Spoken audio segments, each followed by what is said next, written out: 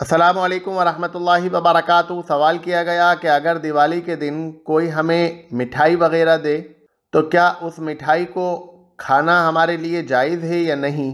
دیکھیے، بنیادی طور کے اوپر غیر مسلموں سے تحفہ لینا اور غیر مسلموں کو تحفہ دینا بالاتفاق یہ عمل جائز ہے عام حالات کے اندر۔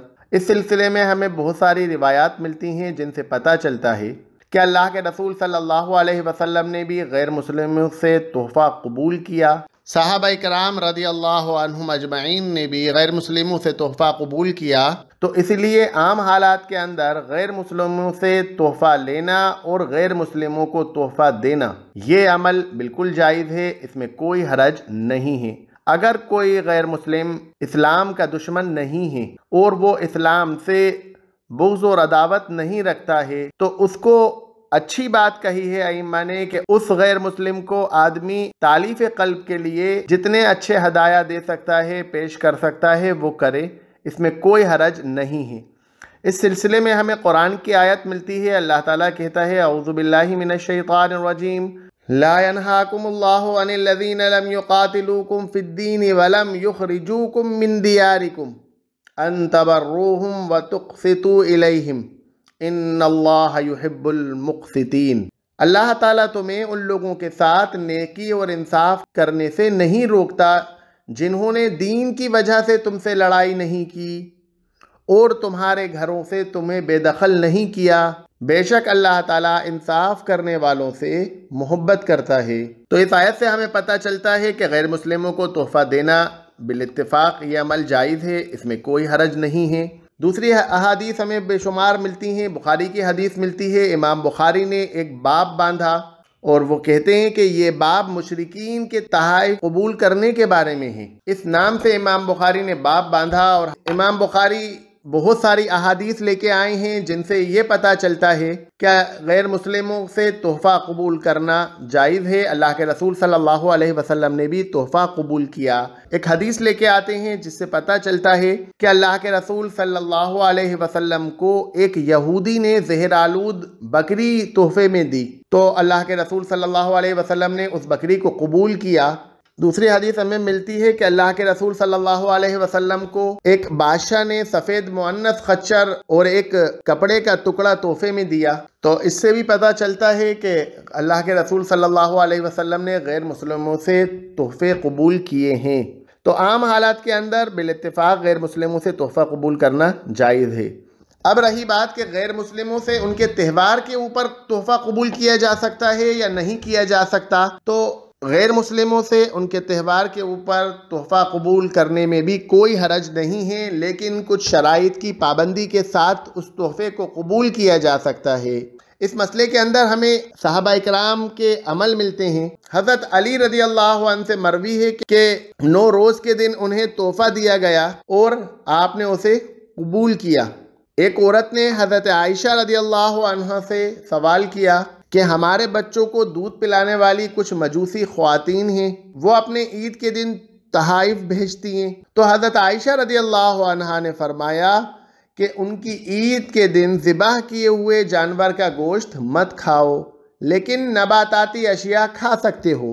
ابو برزہ کہتے ہیں کہ ان کے قریب کچھ مجوسی رہائش پذیر تھے جو نوروز اور مہرجان کے دن تحائف بھیجتے تھے، تو ابو برزہ اپنے اہل خانہ سے فرماتے ان کی طرف سے آنے والے پھل کھا لیا کرو اور اس کے علاوہ دیگر اشیاء کو چھوڑ دیا کرو۔ اس کے علاوہ ابن تیمیہ رحمۃ اللہ علیہ کہتے ہیں کہ کفار کی عید کے دن ان سے تحائف قبول کرنے کے بارے میں ہم پہلے بھی بیان کر چکے ہیں کہ حضرت علی رضی اللہ عنہ سے مروی ہے کہ نوروز کے دن انہیں تحفہ دیا گیا اور آپ نے اسے قبول کیا، اسی لیے وہ کہتے ہیں کہ یہ جائز ہے۔ لیکن اس کے بعد ابن تیمیہ رحمۃ اللہ علیہ نے تنبیہ کرتے ہوئے کہا کہ اہل کتاب کا ذبیحہ اگرچہ حلال ہے لیکن جو انہوں نے اپنی عید کے لیے ذبح کیا ہو وہ حلال نہیں ہے۔